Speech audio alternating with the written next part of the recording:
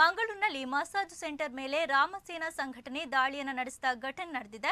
ಮಂಗಳೂರಿನ ಬಿಜೆ ಕೆಎಸ್ಆರ್ಟಿಸಿ ಬಳಿಯ massage centre ಇದಾಗಿದ್ದು, ಪ್ರಸಾದ್ ಅತ್ತ ಅವರ ನೇತೃತ್ವದ ಶ್ರೀರಾಮ ಸೇನಾ ಸಂಘಟನೆ ನೇತೃತ್ವದಲ್ಲಿ ದಾಳಿ ನಡೆಸಿದೆ.